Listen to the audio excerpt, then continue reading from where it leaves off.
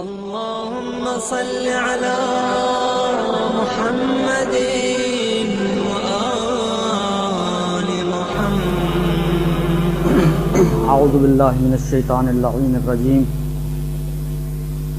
بسم اللہ الرحمن الرحیم.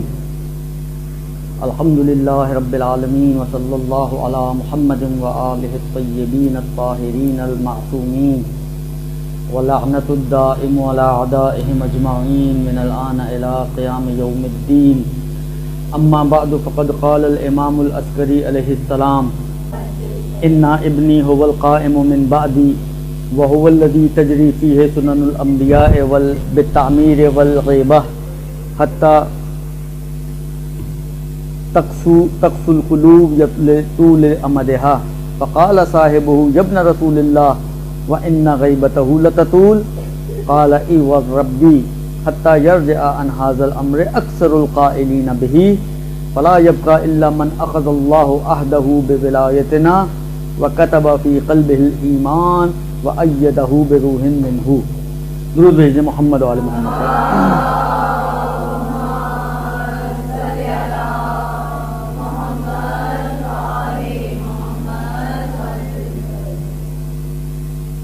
پندرہ شعبان قریب ہے اور اسی حوالے سے مجھے موضوع دیا گیا کہ امام علیہ السلام کے نائبین خاص اور کچھ امام کے حالات و فضائل وغیرہ کے حوالے سے گفتگو کی جائے.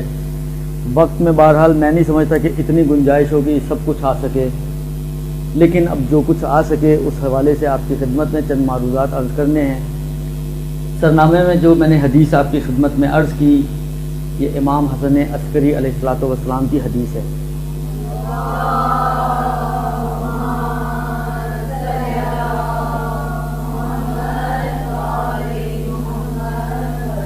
امام فرماتے ہیں کہ ان ابنی هو القائم من بعدی، میرے بعد میرا بیٹا وہ حق کو قائم کرنے والا ہوگا. وهو الذی تجری فیہ سنن الانبیاء بالتعمیر والغیبہ، اور یہ وہ شخص ہوگا کہ جس میں مختلف انبیاء کی سنتیں طولان عمر کے اعتبار سے اور غیبت کے اعتبار سے جاری ہوں گی. حتیٰ یعنی یہ طولانی عمر اور غیبت اتنی طولانی ہوگی کہ حتیٰ تقسو القلوب لطول امدها، اس غیبت کی مدت کے طولانی ہونے کی وجہ سے لوگوں کے دل قسی ہو جائیں گے، قساوت قلب حاکم ہو جائے گی لوگوں کے دلوں پر. فقال صاحبہ، یہ صاحب جو ہیں جو امام کے ساتھی ہیں جو یہ روایت نقل کر رہے ہیں یہ احمد ابن اسحاق قمی ہیں. احمد ابن اسحاق قمی اشعری کے ظاہراً جو مجھے یاد پڑ رہا ہے 9 ربیع الاول کے حوالے سے ایک روایت ان سے نقل ہوئی ہے.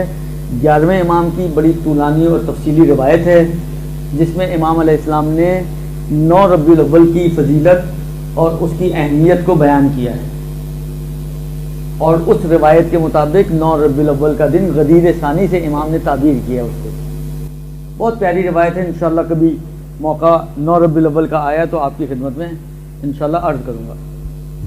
اس میں یہ وہی راوی ہیں، یہ ان افراد میں شامل ہیں کہ آپ کو معلوم ہے کہ غیبت امام کی پیدائش کے بعد اور 11ویں امام کی وفات سے پہلے امام زمانہ کا امر ایسا تھا کہ امام نے نہ بالکل مخفی رکھا کہ کسی کو پتہ نہ چلے، اور نہ ہی اتنا عیاں اور روشن کیا کہ سب کو پتہ چل جائے. بالآخر اظہار بھی کرنا تھا کہ یہ حجت خدا اس دنیا میں آ چکی ہے تاکہ لوگ یہی نہ کہیں کسی کو پتہ ہی نہ ہو تو سب کہیں گے کہ ہمیں تو پتہ ہی نہیں ہے، پیدا ہوئے بھی یا نہیں ہوئے ہمیں کیا پتا. اور اتنا بھی ظاہر نہ ہو جائیں کہ دشمن ان کو نقصان پہنچا سکیں. لہذا امام علیہ السلام کی روش یہ تھی 11ویں امام کی کہ اپنے انتہائی معتمد افراد کو جو اصحاب ہوا کرتے تھے ان کو دکھایا بھی ہے، بتایا بھی ہے اور بیان بھی کیا ہے کہ یہی تمہاری حجت ہوگی میرے بعد اور اس کی اطاعت تم پر واجب ہوگی. ان خوش نصیب افراد میں کہ جن کو امام نے 11ویں امام نے 12ویں امام کا تعارف کروایا ہے، دکھایا ہے، بتایا ہے، یہ احمد ابن اسحاق قمی اشعری ہیں۔ تو اسی سے آپ احساس کر سکتے ہیں کہ کتنے جلیل القدر انسان ہیں، کیا مقام و منزلت رکھتے ہیں بارگاہ امامت میں، اور امام حسن عسکری علیہ السلام کے وکیل تھے قم میں۔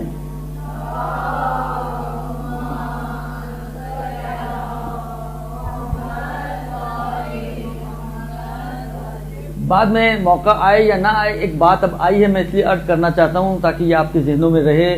یہ باتیں ایسی ہیں کہ بالآخر جب پھیلنے پر آتی ہیں تو بہت پھیلتی چلی جاتی ہیں۔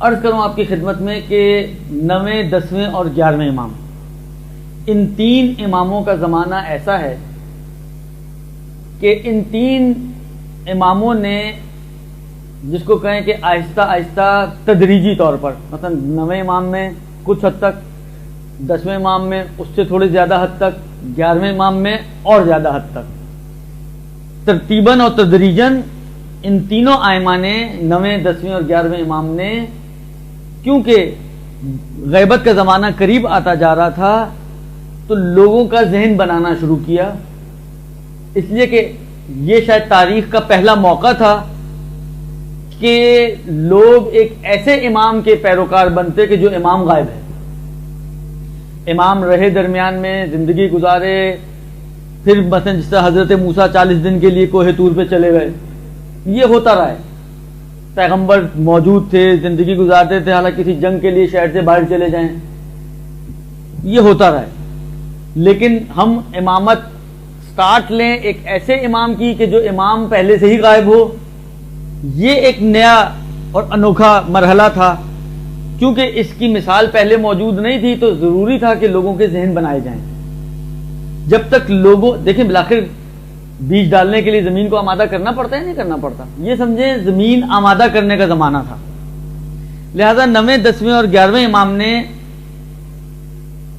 یہ سلسلہ شروع کر دیا تھا کہ باین کے لوگوں کے درمیان رہتے تھے مگر لوگوں سے بہت کم ملا کرتے تھے، اور میل ملاپ یا لوگوں کی جو مشکلات، لوگوں کی وجوہات شرعیہ جو پہنچانی ہوتی تھیں، لوگوں کے سوالات، ایک سسٹم شروع کر دیا تھا 9ویں 10ویں اور 11ویں امام نے کہ ڈائریکٹ لوگ ان تک نہ پہنچیں بلکہ انڈائریکٹلی وکلا کے ذریعے ان تک رابطہ کیا جائے۔ لوگ آج کے زمانے میں بھی اعتراض کرتے ہیں مجتہدین اور ان کے وکلا کے نظام کے اوپر، یہ میں نے عرض کروں، اگر کبھی میں نے کہا نا وہی بات سے بات تو پھر نکلتی رہتی ہے، لیکن ابھی ساری باتوں کو چھوڑتے ہوئے، لیکن 9ویں 10ویں اور 11ویں امام میں تو یہ بہت زیادہ رواج پکڑ چکا تھا کام۔ 9ویں امام نے پہلے زمینہ سازی کی، 9ویں کے بعد 10ویں امام نے اس کام کو آگے بڑھایا، 10ویں کے بعد 11ویں امام نے اس کام کو آگے بڑھایا، اور یہ سلسلے چلتے جا رہے تھے یہاں تک کہ 12ویں امام کا زمانہ آ گیا۔ تو 9ویں امام سے تو قطعی طور پر، یعنی تاریخیں گواہ ہیں اس بات کی کہ باقاعدہ، ایک ہوتا ہے باقاعدہ، ایک ہوتا ہے بے قاعدہ، لیکن باقاعدہ طور پر 9ویں امام کے زمانے سے تو یہ سلسلے شروع ہو چکے تھے، وکالت کا نظام، اور ائمہ ڈائریکٹ لوگوں سے ملاقات بند کر دی تھی، بہت کم ہوتا تھا، لیکن نارملی مثلا آپ کو خمس دینی ہے تو آپ خود امام کے پاس نہیں جا رہی، آپ ان کے وکیل کے پاس جاتی تھیں اور وکیل کو دیتی تھیں، وکیل امام تک پہنچاتے تھے۔ آپ کو کوئی مسئلہ پوچھنا ہے، آپ نے لکھ کے وکیل کو دیا، وکیل نے امام کو پہنچایا، امام نے لکھ کے جواب دے دیا، آپ نے وہ جواب اٹھا کے اس وکیل نے آپ کے حوالے کر دیا۔ یہ نظام 9ویں امام کے زمانے سے رواج پکڑ چکا تھا، اس کو رائج کیا گیا تھا، باقاعدہ رائج کیا گیا تھا تاکہ لوگوں کا ذہن ان چیزوں کے لیے آمادہ ہو سکے۔ 11ویں امام کا زمانہ جب آتا ہے تو اس میں بھی امام علیہ السلام نے وکلا کا نظام قائم کیا، اسی کو بڑھایا آگے۔ یہ احمد ابن اسحاق قمی اشعری 11ویں امام کے قم میں وکیل ہوا کرتے تھے، قم اور اطراف قم کے لیے، لہذا قم اور اطراف قم کی وجوہات، مسائل، مشکلات ساری ان تک آیا کرتی تھی، یہ لے کر اس کو امام کی خدمت میں پہنچا کرتے تھے اور پھر ان کے جوابات اور وہ ساری چیزیں حاصل کیا کرتے تھے۔ تو یہ احمد ابن اسحاق قمی اشعری اسی روایت کے راوی ہیں۔ وہ کہتے ہیں کہ امام عسکری نے فرمایا کہ میرے بعد میرا فرزند قائم ہوگا اور تمام انبیاء کی سنتیں اور جو طول عمر کے حوالے سے ہیں یا غیبت کے حوالے سے ہیں اس میں جاری ہوں گی، اتنی طولانی ہوں گی کہ اس طولانی مدت کی وجہ سے لوگوں کے دل قسی ہو جائیں گے۔ تو یہ راوی سوال کرتے ہیں کہ مولا اتنی طولانی مدت؟ تو امام نے جواب دیا اے و ربی،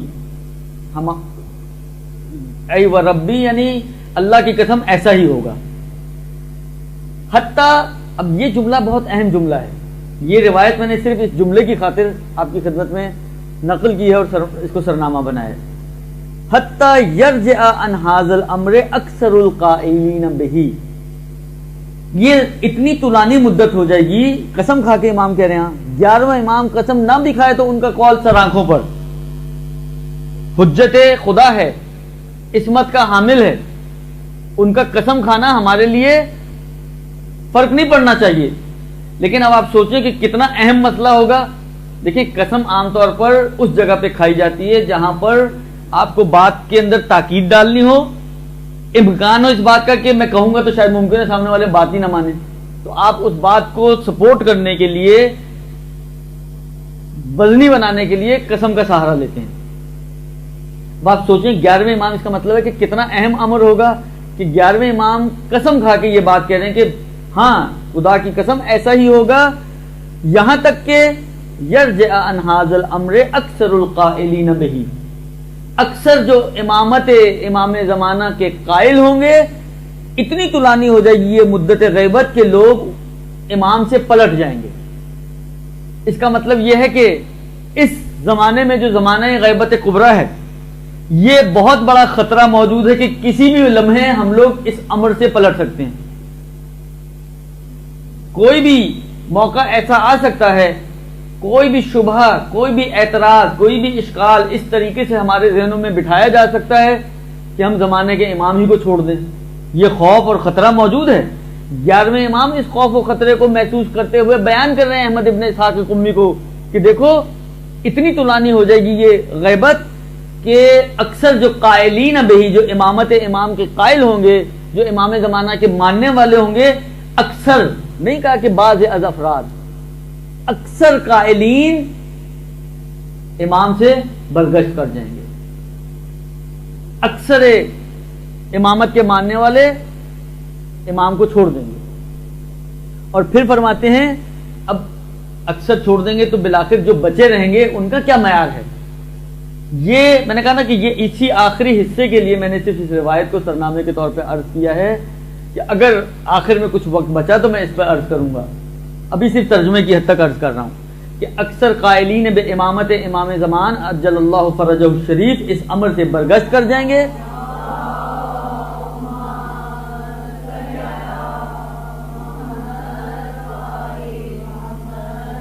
فلا یبقى، پس کوئی باقی نہیں بچے گا امامت امام پر الا سوائے من، ان افراد کے کہ اخذ اللہ عہدہ بولایتنا، جس سے پروردگار عالم نے ہماری ولایت کا عہد لیا ہو، وکتب فی قلبہ الایمان، اور جس کے دل پر ایمان کو لکھ دیا ہو، وایدہ بروح منہ، اور اپنی روح سے اس کی تائید کی ہو۔ 3 جملے آخر میں آئے ہیں۔ پہلا جملہ جس سے ہماری ولایت کا عہد لیا ہو، دوسرا جملہ جس کے دل پر ایمان کو لکھ دیا ہو، تیسرا جملہ جس کی تائید کی ہو اپنی روح کے ذریعے سے۔ یعنی اپنی روح کے ذریعے سے مراد ظاہراً یہی ہے کہ ایک خدائی تائید اس کو حاصل ہو۔ درست؟ میں ایک طالب علم ہونے کے ناطے، دینی طالب علم ہونے کے ناطے، جو میری فہم ہے میں وہ آپ کی خدمت میں عرض کرنا چاہ رہا ہوں۔ ممکن ہے شاید یہ بات کہیں اور آپ کو نہ بھی ملے، لیکن جو میری اپنی فہم ہے، جتنا میں نے پڑھا ہے، مطالعہ کیا، میں اس کی روشنی میں ایک بات آپ کی خدمت میں عرض کرنا چاہ رہا ہوں۔ دیکھیں یہاں پر 3 چیزیں آئی ہیں۔ پہلی چیز ولایت کا عہد، دوسری چیز ایمان کا لکھا جانا، تیسری چیز تائید خدا۔ درست؟ میں جو ہم نے پڑھا ہے اس کی روشنی میں عرض کر رہا ہوں کہ میں یہ سمجھتا ہوں کہ یہ جو 2 چیزیں ہیں ان کا سبب وہ پہلی چیز ہے۔ یہ جو دو بعد کی چیزیں ہیں، اگر تین چیزیں آپ فہرست وار لکھیں، پہلی ولایت ائمہ کی، دوسری جس کے دل پر ایمان لکھ دیا ہو، تیسری جس کی خدا نے تائید کی ہو، نصرت کی ہو، ایک خصوصی عنایت ہو جس کے اوپر خدا کی۔ اب سوال یہ ہے کہ کس کے دل پہ خدا ایمان لکھے گا؟ سوال یہ ہے کہ کس کی خدا تائید کرے گا؟ تو میں جو سمجھتا ہوں وہ یہ سمجھتا ہوں کہ اس کا جواب یہ ہے کہ یہ ان افراد کے دل پر ایمان لکھے گا اور ان کی تائید کرے گا کہ جو امامت ولایت امامہ ائمہ کے عہد پر قائم ہوں گے۔ یعنی یہ پہلی چیز علت اور سبب ہے باقی دو چیزوں کے لیے۔ لہذا اب آپ خود سوچ لیں، اس زمانے میں اگر ہم یہ چاہتے ہیں کہ امام زمانہ اجل اللہ فرج الشریف کے ساتھیوں میں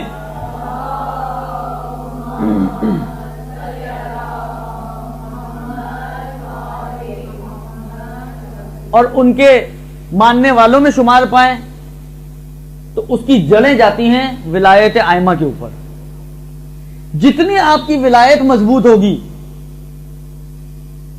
اتنا زیادہ آپ کے دل پر ایمان لکھا جائے گا اور اتنی ہی زیادہ آپ کو خدا کی تائید حاصل ہوگی، اور جب یہ تینوں چیزیں جمع ہوں گی تو اتنے ہی زیادہ آپ محفوظ ہو جائیں گے اس گمراہی سے کہ جس گمراہی کے بارے میں امام عسکری علیہ السلام اپنے اس صحابی کو خبر دے رہے ہیں کہ آخری زمانے میں، یعنی میرے بعد کے زمانے میں جو غیبت کا زمانہ ہوگا امام کی، اس میں اکثر لوگ جو ہیں وہ گمراہ ہو جائیں گے اور امام کی امامت کو چھوڑ دیں گے۔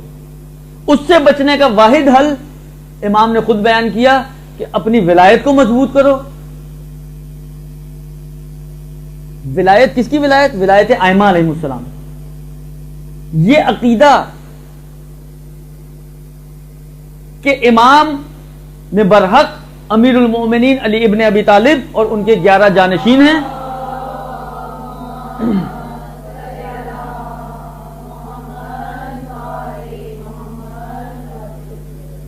دیکھیں میں اب کچھ باتیں ایسی ہوتی ہیں کہ انسان بولتے ہوئے گھبراتا ہے، اس لیے کہ وہ کہتے ہیں نا کلم الناس علی قدر عقول نحن معاشر الانبیاء، روایت کا جملہ ہے کہ ہم انبیاء کا گروہ، ہمیں امر کیا گیا ہے امرنا بکلم الناس علی قدر عقول، کہ لوگوں کی عقلوں کے حساب سے بات کرو۔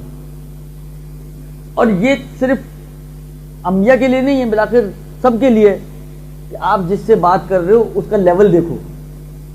بعض باتیں ایسی ہوتی ہیں، اب ایک بات اور بھی عرض کر دوں آپ کی خدمت میں، خود ائمہ کا بھی طریقہ یہ تھا۔ جابر جوفی ظاہراً چھٹے امام کی خدمت میں آتے ہیں اور آ کے کہتے ہیں کہ مولا میرے آپ کے بابا سے جو علم مجھے ملا ہے وہ جوش مار رہے ہیں میرے سینے میں، اسرار۔ ایک طرف سے آپ کے بابا نے منع کیا کہ ہر شخص کو یہ اسرار نہ دوں، اور نہ دوں تو جس طرح خواتین ہوتی ہیں نا، جب تک کسی کی بات پتہ چلنے کے بعد جب تک وہ نکل نہ جائے اس وقت تک وہ ہاضمہ ٹھیک نہیں ہوتا، ان کے بھی دل میں سینے میں جوش مار رہا ہوتا ہے، وہ ان کے دل میں بھی علم جو ہے وہ جوش مار رہا ہے۔ کیا کروں میں؟ اسرار ہیں آپ کے، ہر کسی کو نہیں پکڑا سکتا میں۔ امام نے کہا کہ جو ہمارے جد کیا کرتے تھے، گڑھا کھودو اور گڑھے میں منہ ڈال کے کہو کہ قال الباقر قال الباقر قال الباقر، وہ سارا اپنا علم اس کے اندر ڈال دو، بالآخر نکالنے کے لیے کچھ ہونا چاہیے، درست؟ تو اس گڑھے میں ڈال دو۔ یہی صورتحال ایسی ہے کہ بعض باتیں ایسی ہوتی ہیں کہ انسان کرتے ہوئے اس لیے گھبراتا ہے کہ ہر شخص اپنے اینگل سے بات کرتا ہے، ہر شخص کا لیول نہیں ہوتا بات سمجھنے کا۔ خلاصہ یہ کہ یہ باتیں یہاں پہ بھی اب ایسی ہیں، مجھے نہیں سمجھ میں آ رہا کہ میں عرض کروں یا عرض نہ کروں، لیکن بہرحال اہمیت جس بات کی ہے وہ اس بات کی ہے، اس روایت کے مطابق، کہ اپنے ایمان کو مضبوط کرو۔ جتنی مضبوطی تمہارے ایمان میں ہوگی اس کا امپیکٹ ڈائریکٹلی پڑے گا آپ کے ایمان کے اوپر اور آپ کو خدا کی تائید کے اوپر۔ آپ کے یعنی یوں سمجھ لیں کہ آپ کے ایمان کے لیول کے حساب سے خدا آپ کی تائید کرے گا۔ اب یہ ہماری اگلی باتوں سے بھی ریلیٹڈ اس لیے ہو جائے گا کہ یہاں پر 4 نائبین کا تذکرہ کرنا ہے، تو اس سے بھی تھوڑا سا ریلیٹڈ ہو جائے گا۔ آپ کو اندازہ ہوگا کہ ان کا ایمان کیا تھا، تو سوچ لیں کہ تائید کیسی ہوگی. اور کیسی تائید, چلے ڈائریکٹلی میں اسی طرف چلا جاتا ہوں. کیسی تائید؟ تقریباً 74 سال یا 69 سال. اب یہ اختلاف ہے کہ غیبت صغریٰ کب سے سٹارٹ ہوئی. یہ علماء میں ایک اختلافی بحث ہے. آپ کو معلوم ہوگا انشاءاللہ العزیز, پڑھی لکھی بچیاں ہیں اور خواتین ہیں, کہ امام زمانہ کی ولادت 255 ہجری 255 ہجری میں امام علیہ السلام کی ولادت, اور امام عسکری کی شہادت 260 ہجری. حالانکہ یہ 5 سال جو امام زمانہ نے اپنے پدر بزرگوار کے ساتھ گزارے ہیں, آیا یہ غیبت صغریٰ کا حصہ ہے یا حصہ نہیں, اس میں اختلاف ہے. بعض علماء کا قول یہ ہے کہ امام کے پیدا ہوتے ہی غیبت کا زمانہ شروع ہو گیا تھا, اس لیے کہ امام کسی کو نظر نہیں آتے تھے, بعض خاص لوگوں کو ملا کرتے تھے وغیرہ وغیرہ. وہ کہتے ہیں تو یہ بھی غیبت ہی کا زمانہ ہے. لہذا ایسے افراد امام کی غیبت کو کتنے سال بولتے ہیں؟ 74 سال. اگر آپ کو یاد ہو, انشاءاللہ العزیز کے یاد ہوگا, غیبت صغریٰ کا اینڈ کون سے سال میں ہے؟ 329 ہجری 329 ہجری. حالانکہ 329 ہجری اگر 260 سے آپ کیلکولیٹ کریں تو 69 سال, اگر 255 سے کیلکولیٹ کریں تو 74 سال. یہ جو میرے ہاتھ میں کتاب ہے, یہ یوم الخلاص ایک عربی میں کتاب لکھی گئی ہے, اس کا فارسی ترجمہ ہے روزگار رہائی. یوم الخلاص یعنی چھٹکارے کا دن, روزگار رہائی یعنی آزادی کا دن, یعنی ظہور امام سے مربوط یہ دن ہے کہ اصل آزادی مومنین کی ظہور امام کے ساتھ ہے, درست. لہذا یہ اس سے مربوط ہے. لکھنے والے کامل سلیمان ہیں, ترجمہ کرنے والے علی اکبر مہدی پور ہیں. انہوں نے امام زمانہ کے ٹاپک میں بہت کام کیا ہوا ہے. قم میں ہیں علی اکبر مہدی پور. انہوں نے, ان کا نظریہ ایسا فیل ہو رہا ہے کہ یہ 74 سال والے قائل ہیں, اس لیے انہوں نے غیبت کے زمانے کو 74 سال بیان کیا, اور اسی حوالے سے یہ ساری پھر بات چیت آگے بڑھ رہی ہے. حالانکہ 74 سال ہو یا 69 سال ہو, ابھی ہماری بات میں اتنا فرق نہیں پڑے گا. لیکن یہ طے شدہ بات ہے کہ, اور مجھے ذاتی طور پہ اگر آپ پوچھیں تو 69 سال والا نظریہ زیادہ بہتر محسوس ہوتا ہے. اور اس کی وجہ یہ ہے کہ جب تک امام عسکری موجود ہے اس وقت تو امام زمانہ کی غیبت ہی نہیں ہے, امامت ہی نہیں ہے. پہلی امام کی امامت کا زمانہ تو شروع ہوگا امام کی شہادت سے, اور شہادت ہو رہی ہے 260 ہجری میں. 260 ہجری میں جب شہادت ہو رہی ہے امام کی, تو اس کا مطلب ہے یہاں سے امام کی امامت شروع ہو رہی ہے. اور یہ امامت کے زمانے کی کلاسیفیکیشن ہے کہ غیبت صغریٰ اور غیبت کبریٰ. لہذا اس اعتبار سے 260 ہجری والا قول مجھے پرسنلی جو ہے زیادہ بہتر لگتا ہے. اور ان کی ادلہ البتہ میں نے دیکھی نہیں ہے, لیکن میرا دل اس طرف زیادہ مائل ہے. حالانکہ میں نے کہا نا, ابھی ہماری بات میں اتنا فرق نہیں پڑتا, لیکن یہ بات طے شدہ امر ہے کہ 74 سال ہو یا 69 سال ہو, زمانہ تھوڑا سا اپنے ذہن میں لے کر آئیں. یہ بنی عباس کا زمانہ ہے. آئمہ کے لیے زندگی گزارنا کتنی سخت ہے, تو آپ سوچیں اصحاب آئمہ کے لیے کتنا مشکل امر ہوگا. لیکن یہ انہوں نے بیان فرمایا کہ طے شدہ امر ہے کہ اس پورے 69 یا 74 سالوں میں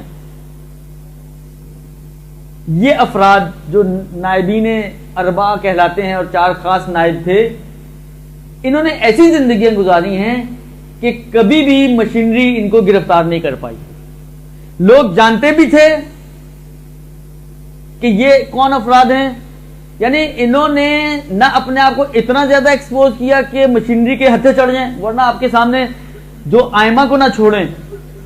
وہ واقعات آپ کے ذہنوں میں ہوں گے کہ 11ویں امام کے زمانے میں, حتیٰ 12ویں امام کے زمانے میں رات کے وقت حملہ کیا کرتے تھے, گھروں میں کود جایا کرتے تھے تاکہ دیکھا جائے کہ امام کیا کر رہے ہیں. اور بعض اوقات اسی لباس خواب میں امام کو اٹھا کر دربار میں لے جایا کرتے تھے. حالات اتنے حساس تھے.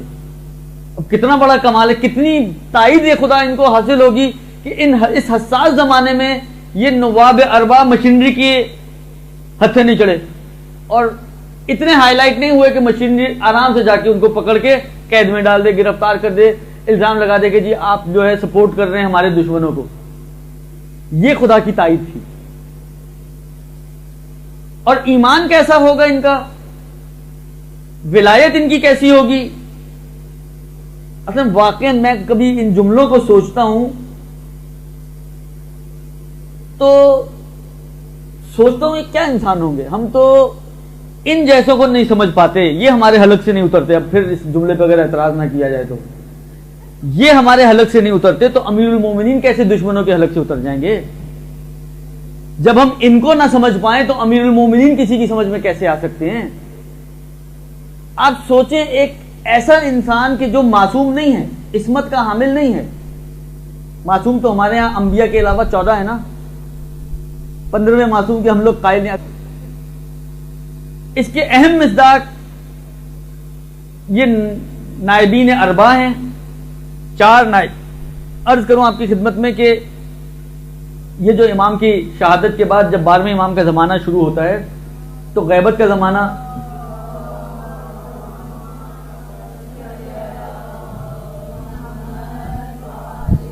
بہرحال اب وقت بہت کم ہے, میں مختصراً آپ کی خدمت میں عرض کر سکتا ہوں کہ غیبت کے زمانے کو 2 زمانوں میں تقسیم کیا گیا ہے, ایک غیبت صغریٰ اور ایک غیبت کبریٰ. غیبت صغریٰ اور غیبت کبریٰ کا بنیادی فرق یہ ہے کہ غیبت صغریٰ میں امام سے ڈائریکٹلی تو لوگ نہیں ملتے تھے, لیکن ایک شخص ایسا ہوا کرتا تھا جو امام سے ڈائریکٹ ارتباط میں اور رابطے میں ہوتا تھا, جس کو نائب خاص سے تعبیر کیا جاتا تھا. خاص اس اعتبار سے تھا کہ خود امام علیہ السلام بے شک سے ہی اس کو معین کرتے تھے کہ یہ میرا نائب ہے. تو کیونکہ اس کو خود معین کرتے تھے اس لیے اس نیابت کو نیابت خاصہ سے تعبیر کیا جاتا ہے, یعنی ایک خاص انسان کو نائب بنایا جاتا ہے. یہ 4 نائب تھے اس 69 یا 74 سال کے زمانے میں. میں زمانوں کو الٹا شروع کر رہا ہوں. تیسرے نائب کا زمانہ 3 سال کا تھا, چوتھے نائب کا 3 سال اس نے نیابت کا کام انجام دیا. اس سے پہلے تیسرے نائب کا زمانہ 21 سال کا تھا, 21 سال اس نے نیابت کے کام کو انجام دیا. اس سے پیچھے آ جائیں, دوسرا نائب, ان کی نیابت کا زمانہ 40 برس کا تھا. 40 برس انہوں نے نیابت خاصہ کا عہدہ سنبھالا اور اس عہدے پر فرائض منصبی انجام دیے. اب باقی جو بچے, اب وہی پھر ڈیپینڈ کرتا ہے کہ آپ 69 سال کے قائل ہیں یا 74 سال کے قائل ہیں. 69 کے قائل ہیں تو 5 سال بچیں گے, 74 کے قائل ہیں تو 10 سال بچیں گے. تو یہ پہلی سفارت کا زمانہ ہو جائے گا. ڈیپینڈ کرتا ہے کہ آپ کا نظریہ کون سا ہے اور آپ کس نظریے کے حامل ہیں. تو 10 سے 5 سال وہ مدت ہے کہ جو پہلے تقریباً کم و بیش پہلے نائب کی سفارت کا زمانہ ہے. پہلے نائب ابو عمر عثمان ابن سعید امری اسدی, زیات یا سمان, یہ 2 لقب ان کے ملتے ہیں. یہ ان کا پیشہ تھا. زیات یا سمان روغن فروشی اور گھی فروشی. روغن یعنی گھی فروش تھے. اور یہ پیشہ انہوں نے اسی لیے اپنایا ہوا تھا تاکہ اسی پیشے کے پردے میں رہتے ہوئے اپنے کاموں کو انجام دیں. دفتر نہیں بنایا ہوا تھا وکیل مثلا امام زمانہ, کوئی ایسا دفتر نہیں بنایا ہوا تھا. جو ان کا آفس تھا وہ آفس بھی اگر ہوگا تو وہ ٹریڈنگ کا تھا. اسی ٹریڈنگ کا کہ گھی بیچا کرتے تھے. اور ان کے حالات میں اور امام کے حالات میں آپ پڑھیں گی کہ بعض اوقات اسی گھی کے کنستروں میں وہ خط و کتابت جو امام کے ساتھ ہوا کرتی تھی وہ ہوا کرتی تھی, اور وجوہات شرعیہ انہی گھی کے کنستروں میں بند کر کے جو ہے امام تک پہنچائے جاتے تھے. تو اسی کی آڑ میں وہ اپنے کام انجام دیتے تھے. اور جو میں نے تمہیداً عرض کیا کہ کس خوبی سے انہوں نے اور کس چھپے ہوئے انداز سے انجام دیا کہ 40 سال انہوں نے تو 5 سال یا 10 سال, ان کے بعد والے نے 40 سال, اس کے بعد والے نے 21 سال, بڑی مدت ہے. 40 سال ایک بندہ ایک شخص کا وکیل رہے, اس کی وکالت کے کام انجام دیتا رہے, اور کھلے عام یعنی معاشرے میں اور مشینری کو پتہ ہی نہ چلے کہ یہ کیا کام انجام دے رہے ہیں. یہ ہے تائید پروردگار عالم. اور ان کی ولایت کا کیا عالم تھا, ان کی ولایت کتنی مضبوط تھی, ان کا اپنا معیار کیا تھا. میں آپ کی خدمت میں 2 روایتیں ہیں. اچھا, پہلے نائب اور دوسرے نائب یہ باپ بیٹا ہیں. پہلے اور دوسرے نائب جو ہیں وہ باپ بیٹا ہیں. پہلے والے نائب باپ ہیں, دوسرے والے جو نائب ہیں وہ کیا کہتے ہیں, انہی کے بیٹے کو نیابت ملی ہے, محمد ابن عثمان. محمد ابن عثمان امری یہ دوسرے نائب ہیں کہ جو فرزند ہیں عثمان ابن سعید کے. محمد ابن عثمان، عثمان ان کے باپ کا نام ہے اور یہ عثمان خود ہیں، عثمان ابن سعید امری. ان دونوں باپ بیٹوں کے بارے میں روایت ہے. یعنی جو میں نے عرض کیا تھا نا، آپ سوچیں کہ ایک غیر معصوم کس لیول کا ہوگا کہ امام معصوم یہ جملہ کہہ رہے ہیں. آپ صرف لیول سوچیں اس بندے کا، مگر اس تمام تر لیول کے باوجود ہاں جو آغا وحید کا جملہ ہے وہ اپنی جگہ پر ہے. یعنی یہ عثمان بن سعید ہوں یا ان کے پدر بزرگوار ہوں، اپنی تمام عظمت و جلالت کہ جو ان کو حاصل تھی اور قطعاً حاصل تھی، اس کے باوجود امام زمانہ کی ایک سانس کا مقابلہ نہیں کر سکتے. امام کیا فرماتے ہیں امام عسکری کا؟ اچھا، یہ دونوں باپ بیٹا امام عسکری کے بھی وکیل تھے. تو اس وقت امام عسکری نے ان دونوں کے بارے میں فرمایا الامری و ابنہ ثقتان، امری اور اس کا فرزند دونوں ثقہ ہیں. فما ادیا فانی یؤدیان، جو بھی میسج یہ تم تک پہنچاتے ہیں تو سمجھو میں پہنچا رہا ہوں. یہ جو میسج میرے نام سے تم تک پہنچاتے ہیں سمجھو یہ نہیں میں بول رہا ہوں، یعنی ان کی زبان سمجھو میری زبان ہے. وما قالا فانی یقولان، اور جو روایت یہ تم تک میرے نام سے نقل کرتے ہیں سمجھو میں کہہ رہا ہوں. جو بات، جو دیکھیں پہلا جملہ عام ہے، میسج ہے، وہ ضروری نہیں کہ روایت کی شکل میں ہو، حدیث کی شکل میں ہو، کوئی بھی میسج ہو سکتا ہے. تو کوئی میسج اگر یہ تم تک پہنچائیں تو بھی گویا میرے طرف سے پہنچا رہے ہیں تو میں ہی پہنچا رہا ہوں. کوئی حدیث میرے نام سے تم تک بیان کریں تو گویا سمجھو میں بیان کر رہا ہوں. یعنی ان کو بولتے سنو تو سمجھو میں بول رہا ہوں. فَإِنَّهُمَا فَاسْمَعْ لَهُمَا وَأَطِعْهُمَا، ان دونوں کی بات سنو اور ان کی اطاعت کرو. فَإِنَّهُمَا الثِّقَتَانِ الْمَامُونَانِ، کیونکہ یہ دونوں قابل بھروسہ ہیں اور مامون ہیں، یعنی دین میں تدلیس کرنے والے نہیں ہیں، دین میں ملاوٹ کرنے والے نہیں ہیں، امن میں ہیں اس بات سے کہ یہ کوئی تمہارے ساتھ دھوکہ اور فریب کریں. اب آپ سوچیں، غیر معصوم کو معصوم اس انداز سے تعبیر کر رہے کہ یہ کہے گویا سمجھو میں نے کہہ دیا، اس نے پیغام دیا گویا سمجھو میں نے پیغام دے دیا. یہ باپ بیٹے دونوں کے بارے میں بھی ہے، اور خالی جو باپ ہیں ان کے بارے میں بھی امام عسکری کی ایک روایت ہے. مولا فرماتے ہیں الامری ثقتی، امری ثقہ ہے. فما ادا الیک انی فانی یؤدی، جو میری طرف سے تم تک پہنچائے تو وہ میں پہنچا رہا ہوں. وما قال لک فانی یقول، جو تمہیں یہ میرے طرف سے کہے تو گویا میں نے کہا ہے. فاسمع لہ واطع فانہ الثقۃ المامون، آخری جملہ وہی ہے کہ ان کی بات سنو، ان کی اطاعت کرو، کیونکہ یہ ثقہ ہیں اور اس بات سے امن میں ہے کہ یہ باتوں میں کوئی تدلیس کریں، کوئی دھوکہ فریب، کوئی ہیرا پھیری، کوئی کمی زیادتی کریں. جو کہہ رہے ہیں سمجھو ہم نے کہہ دیا. یہ کم مرتبہ ہے ایک غیر معصوم کو.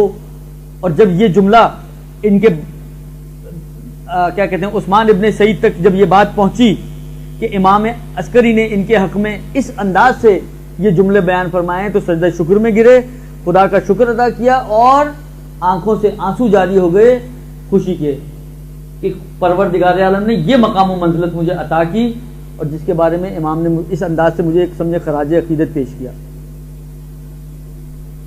یہ پہلے نائب، ان کی مدت میں نے عرض کیا 5 سے 10 سال ہے.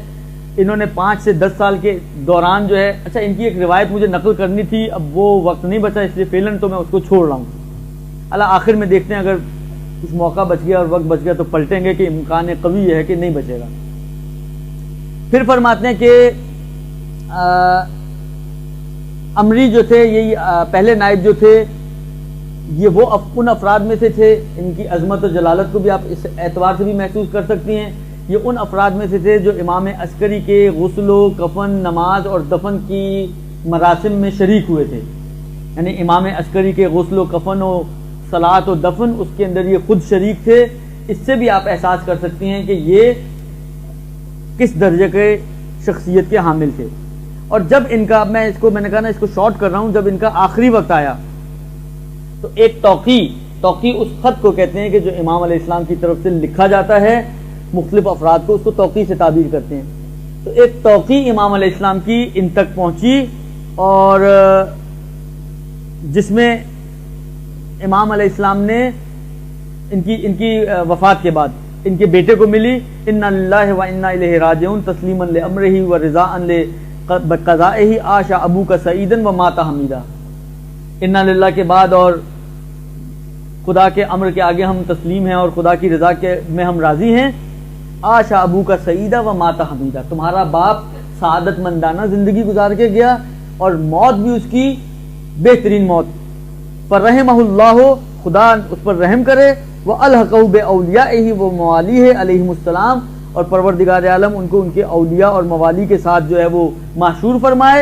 فَلَمْ يَزَلْ مُجْتَهِدًا فِي أَمْرِهِمْ، یہ مسلسل ان کے امور میں کوشش کرتا رہا.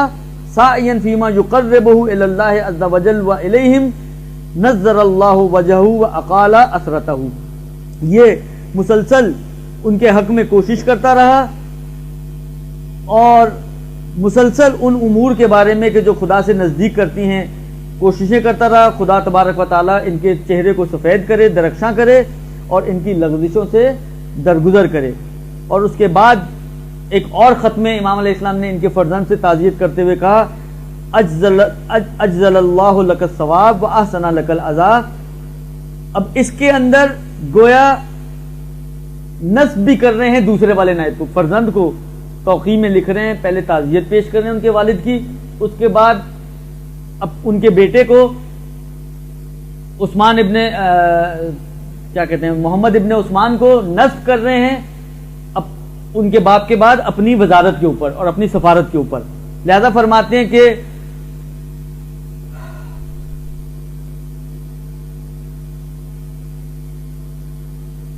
رزقت و رزقنا و اوحشک فراقہ و اوحشنا فسرہ اللہ فی منقلبہ کان من کمال سعادتہ ان رزقہ اللہ تعالی ولدا مثلک یخلفہ من بعدہ ویقوم مقامہ بامرہ ویترحم علیہ.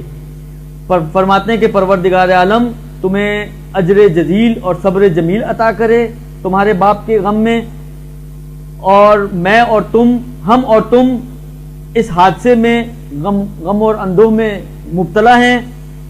جدائی اور فراق تمہارے باپ کا تمہارے اور ہمارے دونوں کے لیے احساس وحشت لے کر آتا ہے. پروردگار عالم اس کو شاد رکھے، مسرور رکھے. اور یہ بڑا اہم جملہ ہے اس توقیع کا کہ کمال سعادت تمہارے باپ کی یہ ہے کہ پروردگار عالم نے اسے تم جیسا فرزند عطا کیا. تمہارے باپ کی کمال سعادت یہ ہے کہ تم جیسا فرزند عطا کیا، اور کہ جو اس کی جگہ اس کا جانشین بنا اور اس کے منصب سفارت پر اور منصب نیابت خاصہ پر اس کی جگہ پر بیٹھا، اور پروردگار عالم اس کی رحمت اور مغفرت کرے. تو اس آخری جملے کے ذریعے امام علیہ السلام نے اس دوسرے نائب کو کہ جو محمد ابن عثمان ہیں منصب کے اوپر نصب کیا. یہ تقریباً عرض کیا آپ کی خدمت میں کہ 40 برس انہوں نے منصب سفارت کو انجام دیا. ان کا نام ابو جعفر محمد ابن عثمان امری دوم، الامری الثانی، امری دوم، ان کے پہلے امری ان کے پدر بزرگوار اور دوسرے امری ہے. اور محمد ابن عثمان جو اپنے پدر بزرگوار کے بعد اس منصب پر فائز ہوئے، ان سے پہلے میں نے عرض کیا کہ یہ امام عسکری کے وکیل بھی تھے، اور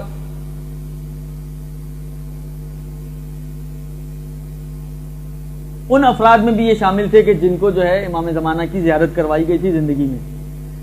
اس کے بعد فرماتے ہیں کہ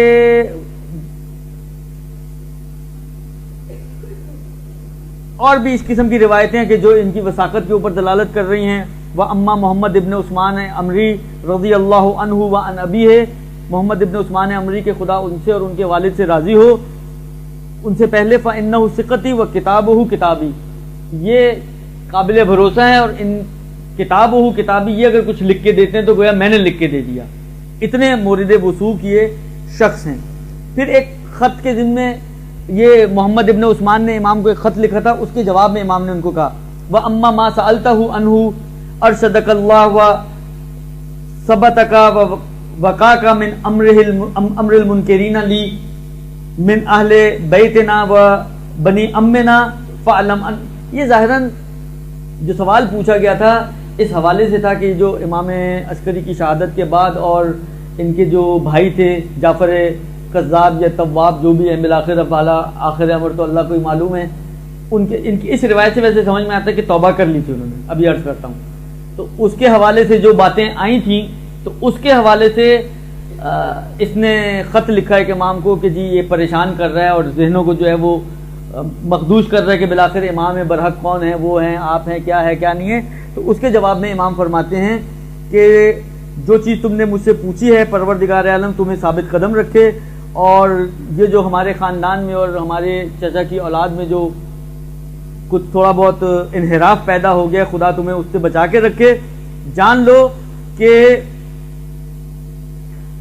خدا میں اور کسی بندے کے درمیان قرابت داری نہیں ہے، خدا اور کسی بندے کے درمیان کوئی رشتہ داری نہیں ہے. جو بھی میرا انکار کرے گا وہ ہم میں سے نہیں ہے، اس کا راستہ پسر نوح کا راستہ ہے. پسر نوح کا راستہ کیا تھا؟ آخر کیا ہوا پسر نوح کا؟ غرق ہو گیا نا، آخر میں غرق ہو گیا. اور پیغمبر کی بھی حدیث کے مثل اہل بیتی کا مثل سفینۃ نوح من رکبها نجا ومن تخلف عنها غرق وهوى. میرے اہل بیت کی نسبت کشتی نوح کی ہے، جو سوار ہوگا وہی نجات پائے گا. امام کیا کہہ رہے ہیں؟ امام کہہ رہے ہیں جو ہمارا منکر ہے اس کا راستہ پسر نوح کا راستہ ہے. بس جو بھی منکر امامت ہے اس کا مطلب ہے اس کا راستہ پسر نوح کا راستہ ہے، اور وہ گمراہ ہیں اور بھٹکے ہوئے ہیں راستے سے، حق سے منحرف ہیں اور حق سے بھٹکے ہوئے ہیں. پھر امام علیہ السلام فرماتے ہیں کہ اما جو میرے چچا اور ان کے بچوں کے درمیان جو مسئلے پیش آئے ان کا راستہ برادران یوسف کا راستہ ہے. اس سے ایسا فیل ہوتا ہے کہ انہوں نے توبہ کر لی تھی. اگر آپ کو یاد ہو جناب یوسف کا قصہ، تو پہلے تو بالآخر برادران یوسف نے حضرت یوسف کو پھنسایا تھا. حضرت یوسف وہ پورا اپنا سلسلہ طے کرتے کرتے عزیز مصر بن گئے. پھر قحط پڑا، قحط پڑنے کے نتیجے میں حضرت یعقوب نے اپنے بچوں کو بھیجا کہ جا کر گندم لے کر آؤ، غلہ لے کر آؤ. وہ جب یہاں پہنچے تو حضرت یوسف نے بچوں کو پہچان لیا. اللہ پھر پورا واقعہ ہے، انہوں نے ان کو واپس بھیجا. پھر حضرت خود قرآن نے بھی کوٹ کیا ہے کہ حضرت یوسف کے بھائی جو ہیں وہ اپنے باپ کے پاس آئے اور آ کے باپ سے عذر خواہی کی اور ان سے کہا کہ آپ خدا سے ہمارے لیے طلب توبہ کریں. تو یہاں پر امام کہہ رہے ہیں کہ میرے چچا اور ان کی اولادوں کا معاملہ جو ہے وہ یوسف کے بھائیوں والا معاملہ. اس سے ایسا محسوس ہوتا ہے کہ گویا امام یہ کہنا چاہ رہے ہیں کہ یہ پسر نوح والا حال نہیں ان کا کہ گمراہ ہو جائیں اور آخر میں غرق ہو جائیں، بلکہ انہوں نے توبہ کر لی اور توبہ کے نتیجے میں یہ اس گمراہی سے بچ گئے. ان کا راستہ برادران یوسف کا ہے. اور اس کے بعد اما اموالکم فلا تقبلوها الا. اچھا اب یہ خمس کا مسئلہ ہے، بہت سے مشکلات ہیں لوگوں کے ذہنوں میں جی خمس کے حوالے سے. امام فرماتے ہیں کہ یہ جو خمس ہم تم سے لیتے ہیں تو یہ تمہاری خاطر لیتے ہیں، اپنی خاطر نہیں لیتے ہیں. یہ خمس تمہاری خاطر لیتے ہیں تاکہ تمہارا مال اور تمہاری ولادت جو ہے وہ پاک و پاکیزہ ہو جائے. ورنہ جو خدا نے ہمیں دیا ہے وہ اس سے بہت بہتر ہے جو تم ہمیں دیتے ہو. لہذا اس بات کو اپنے ذہن میں رکھیں. یہ سمجھیں امام زمانہ کا پیغام ہے ہمارے لیے، ہم شیعوں کے لیے، کہ ہم خمس کو دے کر امام زمانہ پر احسان نہیں کر رہے ہیں. امام زمانہ خمس لے کر ہم پر احسان کر رہے ہیں. اب امام زمانہ خمس کیسے لیتے ہیں؟ وہ تو ہے ہی نہیں. امام زمانہ تو ہے ہی نہیں، تو خمس کیسے لیتے ہیں؟ یہ انشاءاللہ اب آخر میں ایک توقیع آئے گی جو آخری نائب میں اب اسی لیے بہت جلدی جا رہا ہوں تاکہ یہ آخر تک پہنچا سکوں میں. آخری نائب میں ایک توقیع آئے گی جس میں امام نے بیان فرمایا کہ میرے بعد اب کیا ہوگا، میرے بعد سسٹم کیا ہے. سسٹم کی طرف اشارہ کیا ہے. اگر ہم اس سسٹم کے تحت دے دیتے ہیں خمس تو سمجھ لیں آپ نے امام زمانہ کو دے دی خمس، اور امام زمانہ کو دے دی خمس سمجھیں آپ کا مال پاک ہو گیا، آپ کی ولادت پاک ہو گئی. درست. اور امام زمانہ کا یہ احسان ہے ہم پر کہ انہوں نے اس خمس کو ہم سے قبول کر لیا. آپ نہ سوچیں کہ یہ تو بات کا سسٹم ہے، یہ خود توقیع ہے جو امام زمانہ سے صادر ہوئی ہے، جو امام زمانہ کے اپنے ہاتھ سے لکھے ہوئے جملے ہیں جو میں آپ کی خدمت میں عرض کر رہا ہوں. امام فرماتے ہیں اما اموالکم فلا تقبلوها الا لتطہروا. تمہارا مال ہم اس کو قبول نہیں کرتے سوائے اس کے کہ تم لوگ پاک ہو جاؤ. فمن ساء منکم فلیصل فمن شاء منکم فلیصل، جو تم میں سے طہارت چاہے تو پہنچا دے، ومن شاء فلیقطع، جو نہیں چاہتا نہ دے، پھر وہ جانے اور اس کا کام جانے۔ وما اتانا اللہ خیر مما اتاکم، جو خدا نے ہمیں دیا ہے وہ اس سے بہتر ہے جو تم ہمیں دیتے ہو۔ اما ظہور الفرج، پھر آخری سوال شاید اس میں امام کے ظہور کے حوالے سے تھا، تو امام نے فرمایا کہ ظہور فرج فإنہ الی اللہ، یہ خدا کے اختیار میں ہے، وکذب وقاتون، اور جو بھی وقت معین کرتا ہے وہ کاذب اور جھوٹا ہے۔ اس توقیع میں امام علیہ السلام نے یہ بیان فرمایا۔ اب میں اس کو بھی چھوڑتا ہوں، یہ ہو گئے جناب آپ کے دوسرے نائب۔ تیسرے نائب ابو القاسم حسین بن روح نوبختی، کہ جو عریضہ آپ لکھتی ہیں وہ انہی کے حوالے سے سمندر میں ڈالا جاتا ہے اور انہی کے توسط سے امام زمانہ تک پہنچایا جاتا ہے۔ حسین بن روح تیسرے نائب ہیں امام زمانہ کے، 21 سال یہ اس منصب پر فائز رہے، اور 2 عباسی خلیفہ مقتدر اور راضی ان کے زمانے میں انہوں نے زندگی گزاری، اور 326 ہجری میں یہ اس دنیا سے رخصت ہوئے۔ آخری 2 سال بھی جو دوسرے نائب کے تھے محمد بن عثمان کے، وہ اتنے ضعیف اور کمزور ہو چکے تھے کہ آخری 2 سال جو 304 اور 305 ہجری ہے اس میں انہوں نے خمس وغیرہ لینا اور جو چیزیں امور تھے کاننا آہستہ آہستہ ان کے حوالے کر دیے تھے۔ تو اگر ان کو بھی ساتھ ملا لیں تو ان کے 23 سال ہو جائے گا، ورنہ جس کو کہیں اصولی طور پر ان کی وفات کے بعد ان کا جو زمانہ ہے جو 21 سال کا زمانہ بنتا ہے۔ یہ نائب جو ہیں، یہ تیسرے نائب جو جناب حسین بن رو ہیں، ایک مرتبہ ان کا بڑا دل چاہا کہ یہ حج کے لیے جائیں۔ انہوں نے امام زمانہ سے حج کے لیے اجازت مانگی کہ میں حج پہ جانا چاہتا ہوں۔ امام نے فرمایا لا تخرج هذه السنہ، اس سال نہ جاؤ۔ پھر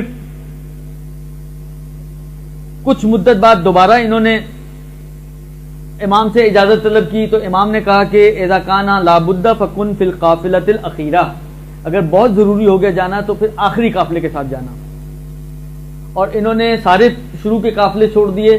وہ سارے قافلے ایسے بنے کہ سب کا جو ہے ٹکراؤ راستے میں جو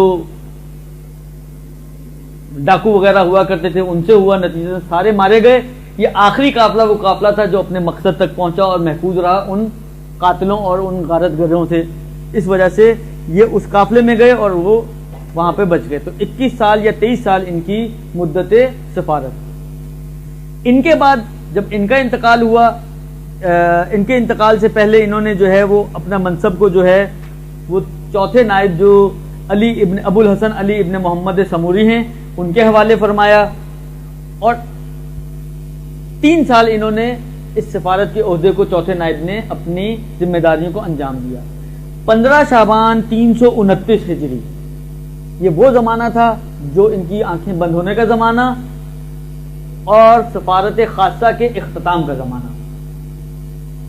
اب اسی چوتھے نائب کو جو میں نے کہا تھا نا ابھی سسٹم امام نے دے کر گئے، وہ سسٹم کیا دے کر گئے دیکھیں، اس میں کوئی شک نہیں ہے کہ بالآخر دنیا سسٹم کے بغیر نہیں چل سکتی، اور اس میں بھی کوئی شک نہیں ہے کہ اب جو بھی حکمت پروردگار عالم تھی وہ یہ اس کا تقاضا یہ تھا کہ امام پردہ غیبت میں چلے جائیں، یعنی غیبت کبریٰ سٹارٹ ہو جائے۔ تو ٹیمپریری طور پر جو امام علیہ السلام نے سسٹم دیا وہ یہ دیا کہ اما الحوادث الواقعہ فرجعوا فیہا الی رواة احادیثنا فانہم حجتی علیکم وانا حجت اللہ علیہم۔ سیکوینس یہ بن گیا کہ جو بھی واقعات اور مشکلات آپ کو پیش آئیں اس میں ہمارے جو راویان حدیث جو مجتہدین ہوا کرتے تھے ان کی طرف رجوع کرو، فانہم حجتی علیکم، یہ میری طرف سے تم پر حجت ہیں اور میں خدا کی طرف سے ان پر حجت ہوں۔ تو سیکوینس یوں بنا، خدا نے حجت بنایا ان کو، انہوں نے اس زمانے کے لیے ان کو ہمارے لیے حجت بنایا۔ اب یہاں سے وہ مسئلہ کھڑا ہوتا ہے کہ ان کے اختیارات کتنے ہیں، میں اس میں نہیں جانا چاہ رہا ہوں، لیکن جو فقی جن روایتوں کو صحیح مانتے ہوئے نتیجہ نکالتا ہے ہم تابع ہیں اس کے، ہمیں کسی پر اعتراض کرنے کا حق نہیں ہے۔ آغا سیستانی نے ایک نتیجہ نکالا، میں کہوں جی آغا سیستانی نے یہ کیسے نکال دیا، آغا خوئی تو یوں کہتے تھے، وہ کہتے ہوں گے، وہ ان کا نظریہ تھا، یہ ان کا نظریہ ہے۔ میں کہوں جی آغا سیستانی نے یہ کیسے کہہ دیا یا آغا خوئی نے یہ کیسے کہہ دیا، امام خمینی تو یہ کہتے تھے، وہ کہتے ہوں گے، وہ ان کا نظریہ تھا۔ یہ اجتہادی مسئلہ ہے، جس طریقے سے نماز ہو، روزہ ہو، خمس ہو، باقی امور کے اندر اجتہادات چلتے ہیں اور ہم ایک دوسرے پر اعتراض نہیں کرتے، تو کیوں اس مسئلے میں، اختیارات کے مسئلے میں آ کے ہم کیوں اعتراضات کرتے ہیں؟ ہم کیوں ایک دوسرے کو جبری طور پر قبول کروانا چاہتے ہیں کہ تم اس کی بات مانو اور اس کی بات نہ مانو اور اس کی بات مانو اور اس کی بات نہ مانو؟ یہ اجتہادی مورد ہے. لہذا اب جو فقیہ جتنے اختیارات کو سمجھے گا روایتوں سے، وہ اتنے اختیارات کا قائل ہوگا اور اسی اعتبار سے وہ اپنے فتوے یا اپنی باتیں آپ تک منتقل کرے گا. لہذا یہ ایک سسٹم ہے جو ہمیں دیا گیا ہے. لہذا یہ جو اچھا یہ اب نیابت خاصہ ہے، نیابت عامہ ہے. یہ نیابت عامہ ہے. پچھلی خاصہ تھی اس لیے کہ پرٹیکولر شخص ہوا کرتا تھا. امام نے اب یہاں پہ کسی کا نام نہیں لیا، نہیں کا ایکس، نہیں کا وائی، نہیں کا زیڈ، نہیں کا اے، نہیں کا بی، نہیں کا سی. امام نے کہا جو بھی راویان حدیث ہیں ہمارے، اور بعض دوسری روایتوں میں بھی کرائٹیریا آیا ہے جو میں آپ کی خدمت میں کئی مرتبہ امام عسکری کی روایت عرض کی ہے، من کان من الفقہاء سائنا لنفسہ حافظا لدینہ مخالفا لہواہ مطیعا لامر مولاہ فللعوام ان یقلد. یہ معیار ہے، کرائٹیریا ہمارے پاس. دین فروش نہ ہو، مطیع امر مولا ہو، اپنے خواہشات نفس کا پیرو نہ ہو. ایسا جو بھی مجتہد ہے وہ آپ کے لیے حجت علیکم، اور ہم ان کے اوپر خدا کی طرف سے حجت. تو مجتہد جس کو ہم کہتے ہیں مجتہد جامع الشرائط، یہ خدا کی طرف سے ہمارے لیے حجت ہیں. ان کو حجت قرار دیا گیا ہے. ان کی تقلید اور ان کے اعتبار سے، یعنی اگر آپ خمس ان کو جس کی بھی آپ تقلید کرتی ہیں اس کے ہاتھ میں دیجیے، گویا آپ نے امام زمانہ کے ہاتھ میں دے دیا. اب آپ مجھے ایک بات بتائیں، آپ امام زمانہ کے ہاتھ میں خمس دینے کے بعد یہ حق رکھتی ہیں کہ آپ ان سے سوال کریں کہ جی یہ آپ کہاں خرچ کریں گے، یہ بتائیں پہلے، اور کس کو دیں گے اور کیوں دیں گے اور کیسے دیں گے اور کیسے نہیں دیں گے؟ نہیں رکھتے نا ہم حق. آخر ان کا مال تو ہم نے دے دیا ان کو. ان کے مطلب آپ کی جیبوں میں جو پیسے ہیں، کیا مجھے حق ہے میں آپ سے پوچھوں بھائی آپ یہ کہاں خرچ کریں گی؟ کیا حق ہے مجھے؟ صرف یہ کہ جی میں آپ کو پڑھاتا ہوں تو حق جی حق ہو گیا، تو ایسا تو اتنا حق تو خدا نے نہیں دیا مجھے. درست. جب میں آپ کے مال سے نہیں پوچھ سکتا تو آپ بھی پھر میرے مال سے نہیں پوچھ سکتی نا. یہ حق تو دو طرفی ہے نا. یہ مال امام کا مال ہے، آپ نے جا کے مجتہد کو جو نائب امام ہے اس کے حوالے کر دیا. اب کیا حق ہے آپ کو کہ آپ ان سے پوچھیں گے جی آپ کہاں خرچ کریں گے اور کیسے خرچ کریں گے، ادھر کیوں اتنا دے رہے ہیں تو ادھر کیوں نہیں اتنا دے رہے، اور ادھر آپ نے دے دیا اور ادھر آپ نے نہیں دیا. ہمیں کوئی حق نہیں ہے پوچھنے کا، اس لیے کہ آپ کی ذمہ داری فقط دینے کی حد تک ہے. سوال جواب آپ کی ذمہ داری نہیں ہے. آپ نے دے دیا، آپ کی ذمہ داری پوری ہو گئی، آپ کا وظیفہ ادا ہو گیا. اب فرض کریں، بالفرض، فرض المحال کے باب سے کہہ رہا ہوں، یہ ہوتا نہیں ہے، صرف سمجھانے کے لیے عرض کر رہا ہوں. باتیں یہاں پہ پکڑی جاتی ہیں اور صرف سمجھانے کے لیے کر رہا ہوں. کل کو فرض کریں کوئی بھی مجتہد ایکس وائی زیڈ جس کی تقلید میں آپ ہیں، آپ نے اس کے حوالے خمس کی، اس نے سارا ڈھیر رکھا روپوں کا اور آگ لگا دی. صحیح ہے، وہ جانے اور امام جانے، وہ امام کو جواب دیں. لیکن آپ کیوں پوچھ رہی ہیں اس سے کہ بھائی آپ نے یہ آگ کیوں لگا دی؟ اس کو سردی لگ رہی تھی، اس نے آگ روشن کر دی. حالات مثلا تو کہنے کا مقصد یہ ہے کہ یہ صرف سمجھانے کی حد تک تھا. اور عرض خدمت یہ ہے کہ ہمیں اتنا اعتبار، کیونکہ جب آپ ایک کو عادل مان رہے ہیں، دیکھیں اس کی شرائط میں ہے نا کہ آپ عادل کو دیں خود. عادل کا مطلب کیا ہے؟ عادل کا مطلب یہ ہے کہ یہ جادہ شریعت سے اور شریعت کے راستے سے نہیں ہٹتا. جب آپ اتنا اعتبار رکھتی ہیں کہ وہ شریعت کے راستے سے نہیں ہٹتا، اپنا پورا دین اور ایمان تو اس کے حوالے کر دیتی ہیں اور پیسے کے مسئلے میں اس کے لیے پریشان ہوتی ہیں. اس کا مطلب ہے پیسہ آپ کے ایمان سے زیادہ قیمتی ہے. تو جو قیمتی چیز ہے اس میں انسان کو پریشان ہوتا ہے، وہ تو ہم آرام سے، کس نے کیوں عمل کیا جی؟ آقا سیستانی نے کہا تھا ہم نے یہ کر لیا. اور پیسے کے مسئلے میں پریشان ہو جاتے ہیں کہ یار وہ پتہ نہیں کہاں خرچ کریں. کتنے سارے لوگ اسی لیے خمس نہیں دیتے کہ یہ پتہ نہیں کہاں خرچ کرتے ہیں، ہم خود خرچ کریں گے. جبکہ اختیار نہیں ہے ہمیں خود خرچ کرنے کا. آپ کا مال نہیں ہے کہ آپ خود خرچ کریں، یہ امام کا مال ہے، امام کی رضایت کے ساتھ خرچ ہونا چاہیے. لہذا یہ صورتحال ہے. اور چوتھا جو آپ کے نائب ہیں، میں ایک آخری جو ان کو جو توقیع آئی تھی وہ یہ تھی. کچھ افراد بیٹھے ہوئے تھے، انہوں نے سوال کیا ان سے کہ آپ یہ بتائیں کہ آپ کے بعد اب امر کس کے ہاتھ میں ہوگا؟ بس آخری زحمت ہے، وقت تو ہو گیا پورا. تو ان کے پاس جو توقیع آئی ہوئی تھی انہوں نے وہیں پہ اس کی سیل کھولی اور ان کے سب کے درمیان اس توقیع کو پڑھا. بسم اللہ الرحمن الرحیم الفاظ ہیں توقیع کے. یا علی ابن محمد سموری، اے علی ابن محمد سموری عظم اللہ اجر اخوانک فیک فانک میت ما بینک و بین ستۃ ایام. خدا تمہارے غم میں تمہارے مومن بھائیوں کے اجر کو عظیم کرے. تم آج سے 6 دن بعد مر جاؤ گے. درست. فجمع امروں کا, اپنے امور کو جمع کر لو, یعنی اپنے سارے کھاتے حساب کتاب صحیح کر لو. ولا تو سے الی احد, اب کسی ایک کے نام بھی وصیت نہ کرنا. درست.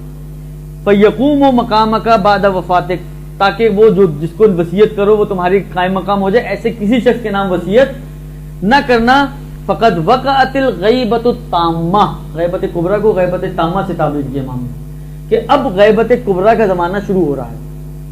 فلا ظہور الا بعد ان یاذن اللہ ذکرہ, اب جب تک خدا اذن نہیں دے گا اس وقت تک ظہور نہیں ہوگا. وذالک بعد طول الامد, اور یہ ایک طولانی مدت کے بعد ہوگا. وقسوۃ القلوب, اور دل سخت ہو جائیں گے اس وقت ہوگا. وامتلاء الارض جورا, اور جب زمین ظلم و جور سے پر ہو جائے گی پھر ہوگا. وسیاتی من شیعتی من یدعی المشاہدہ, ان قریب ایسے ہمارے شیعہ تمہیں ملیں گے جو دعویٰ کریں گے کہ ہمارا امام سے رابطہ ہے. الا فمن ادعى المشاہدہ قبل خروج السفیانی والصیحہ, آگاہ ہو جاؤ کہ جو مشاہدے کا اور ارتباط کا دعویٰ کرے سفیانی کے ظہور سے پہلے اور اس چیخ سے پہلے کہ جو بلند کی جائے گی, جو علامات ظہور میں ایک ہے, فہو کذاب مفترن, وہ جھوٹا بھی ہے اور جھوٹ باندھنے والا بھی ہے. ولا حول ولا قوت الا باللہ العلی العظیم. یہ آخری توقیع امام کی, یعنی آخری خط جو امام نے لکھا وہ یہ خط تھا جس میں امام نے آخری نائب کو منع کر دیا کہ کسی کو وصیت نہ کرنا. اب کوئی نائب خاص نہیں بنے گا, اب نیابت تامہ کا زمانہ ہے, اور نیابت تامہ میں معیار وہ ہے جو میں نے آپ کی خدمت میں عرض کیا. اسی لیے ان کو نائبین خاص سے تعبیر کیا جاتا ہے جو غیبت صغریٰ کے تھے, اور غیبت کبریٰ میں جو ہیں جو مجتہد جامع الشرائط ہے اس کو نائب عام سے تعبیر کیا جاتا ہے, اس لیے کہ ان کا نام لے کر ان کو نیابت نہیں دی گئی, کرائیٹیریا کے تحت نیابت دی گئی ہے. جو بھی اس کرائیٹیریا میں آئے گا وہ امام کا نائب ہے, اور یہ مجتہد جامع الشرائط ہوا کرتا ہے. امام کا کرائیٹیریا مجتہد جامع الشرائط ہے, ایسا مجتہد کہ جو مجتہد بھی ہو, یعنی حلال و حرام جانتا ہو ائمہ کے, اور وہ شرائط جو لازم شرائط ہیں جو آپ پڑھ چکی ہیں تقلید کے چیپٹر میں, وہ شرائط کا حامل ہو. تو یہ مجتہد جامع شرائط ہر. اچھا, یہاں سے ایک چیز اور سمجھ میں آتی ہے ہمیں. دیکھیں امام نے, مجھے ایک بات بتائیں, آپ لوگ تو ماشاءاللہ سادات حضرات ہیں تو آپ لوگوں کے عقیدے تو ہم لوگوں سے اچھے ہوتے ہیں. آپ یہ بتائیں کہ آپ کا کیا عقیدہ ہے امام کے علم غیب کے حوالے سے؟ عقیدتنا فی علم الغیب الامام ما ہوا, کیا عقیدہ ہے ہمارا علم غیب کے بارے میں؟ آپ میں سے کتنے لوگ قائل ہیں اس بات کے کہ امام کے پاس علم غیب ہوتا ہے؟ یہ ہم شیعوں کا عقیدہ ہے کہ ائمہ حامل علم غیب ہوا کرتے ہیں. درست. علم غیب کا مطلب کیا ہے؟ آئندہ کو بھی جانتے ہیں. درست. حالانکہ مجھے ایک بات بتائیں, امام عسکری ہوں یا امام زمانہ ہوں, ایک زمانے میں بیٹھ کر, اس کا مطلب ہے آئندہ بھی دیکھ رہے ہیں نا, آئندہ کو دیکھتے ہوئے یہ جملہ کہہ رہے ہیں کہ جو بھی اس کرائیٹیریا کا حامل ہو وہ میری طرف سے تمہارے اوپر حجت ہے. اس میں کہیں کوئی قید آئی کہ ایک وقت میں ایک ہی ہوگا؟ اس کا مطلب یہ ہے کہ امام کو تو پتا تھا نا کہ یہ زمانہ آنے والا ہے, خوئی نے کچھ کہنا ہے, خمینی نے کچھ کہنا ہے, سیستانی نے کچھ کہنا ہے, خامنائی نے کچھ کہنا ہے, مثلا ایکس نے کچھ کہنا ہے, وائی نے کچھ کہنا ہے. جانتے تھے یا نہیں جانتے تھے؟ جانتے کے باوجود انہوں نے نہیں کہا کہ بھئی میرے بعد مثلا فرض کریں 2015 میں جو ہے وہ حجت ایکس ہوگا. وہ تو یہ بھی کر سکتے تھے نا, ہر سال کے حساب سے بیان کرتے تھے یہ حجت ہوگا, اس کا زمانہ اتنے مدت تک چلے گا, اس کے بعد پھر یہ ہوگا. جس طرح روایتوں میں ائمہ کے نام آئے ہیں, روایتوں میں وہ 313 مومنین کے نام آئے ہیں, وہ 313 میں 50 خواتین بھی ہیں, ان 50 خواتین کے نام آئے ہیں. تو یہ نام دینا مشکل تھا امام کے لیے. دے سکتے تھے نا کہ جی اس زمانے میں خوئی، اس زمانے میں خمینی، اس زمانے میں ایکس، اس میں وائی، اس میں وائی، اس میں ان کی اتنی مدت ہوگی، بس چلتے رہو، نہ کوئی اختلاف ہوتا نہ کوئی مشکلات کھڑی ہوتی. مگر اس کے باوجود امام نے نام نہیں دیے، کرائٹیریا دیتا کہ یہ معیار ہے. کا مطلب ہے کہ امام کو پتا تھا کہ اختلافات ہوں گے، اس کے باوجود امام اس پہ راضی ہیں کہ کوئی کچھ کہے، خمینی کچھ کہے، اور دونوں ہی حجت خدا ہو جائیں. اس کا مطلب ہے امام اس پہ راضی ہیں کہ آغا خامنائی کچھ کہیں، آغا سیستانی کچھ کہیں، اس کے باوجود دونوں حجت خدا ہو جائیں اگر دونوں میں کرائٹیریا موجود ہے. مطلب نکلتا ہے یا نہیں نکلتا؟ کیونکہ امام نے تو ایک عمومی قانون دیا نا، جو اس کرائٹیریا کا حامل ہے وہ حجت ہے میری طرف سے تمہارے اوپر. اب اس کرائٹیریا میں اگر 10 آ جائیں گے تو 10 بھی حجت خدا بن سکتی ہیں، پھر ہمیں جھگڑنے کی کیا ضرورت ہے؟ یہ سارے شیطانی حربے ہیں. شیطان نہیں چاہتا کہ ہم لوگ اتحاد کے ساتھ اور متحد ہو کے، ہم لوگ آپس کا اتحاد کر نہیں پاتے اور ہم اتنے لمبے اتحاد کی باتیں کرتے ہیں. کم سے کم شیعہ کا اتحاد تو قائم کر لیں ہم لوگ، شیعہ تو آپس میں متحد ہو جائیں، تو اس کے بعد ہم اگلے مرحلے پہ جائیں گے نا. دیکھیں جو کام ہم لوگ دین سیکھتی ہیں، آپ کیوں سیکھتی ہیں؟ دین کیوں سیکھتی ہیں آپ لوگ؟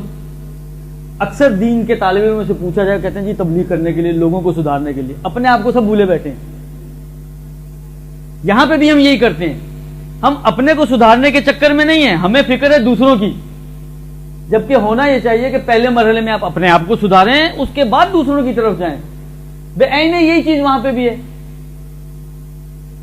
بے عین یہی چیز وہاں پہ بھی ہے کہ ہم پہلے شیعوں میں تو اتحاد قائم کریں، پھر آگے بڑھیں گے. شیعوں میں اتحاد ہم سے قائم ہوتا نہیں ہے. شیعہ ایک پلیٹ فارم پہ جمع ہو نہیں رہے ہیں، اور ہم بات کرتے ہیں اتنے لمبے چوڑے اتحاد کی. تو دیکھیں سٹیپ وائز چلیں تو کام ہو سکتے ہیں. وہ بچپن سے آپ ایک قصہ سنتے ہیں نا کہ ایک کسان تھا، جب اس کے مرنے کا وقت قریب آیا تو اس نے اپنے سارے بچوں کو بلایا اور ایک لکڑیوں کا گٹھا جو ہے ایک کے ہاتھ میں دیا کہ اس کو توڑو. سب نے کوشش کی، نہیں ٹوٹا. پھر اس نے سب کو ایک ایک لکڑی کر کے دی تو سب سے ٹوٹ گیا. ہمارا یہ حال ہے، ہم لوگ لکڑیوں میں بٹے ہوئے ہیں. جب تک یہ لکڑیاں گٹھا نہیں بنے گی اس وقت تک ہماری صفیں مضبوط نہیں ہو سکتی. اور پہلے ہم اس کو مضبوط کریں، پھر ہم آگے کی سوچیں، سٹیپ وائز آگے بڑھیں. تو امکان ہے اس بات کا. اگر ہم ترتیب کو چھوڑ کر کام کرنا شروع کریں گے تو کبھی بھی، اسی لیے آپ دیکھیں ہمارا معاشرہ بھی نہیں سدھر رہا، اس لیے کہ ہم سب کو دوسروں کی فکر ہے، اپنی فکر ہی نہیں ہے. آپ اپنی فکر کرنا شروع کر دیں، معاشرہ خود ہی سدھر جائے گا. آپ دوسروں کی فکر چھوڑ دیں، آپ صرف اپنی فکر کرنا شروع کر دیں، کیونکہ معاشرہ یہ انہی افراد سے مل کر بنتا ہے. میں اگر اپنے تئیں سدھر جاؤں، آپ اپنے تئیں سدھر جائیں، آپ تو معاشرہ سدھر گیا. ہم سب فکر کرتے ہیں دوسروں کی، اپنے آپ کو بھول جاتے ہیں، معاشرہ سدھر ہی نہیں پاتا. درست. وآخر الدعوانا ان الحمد للہ رب العالمین.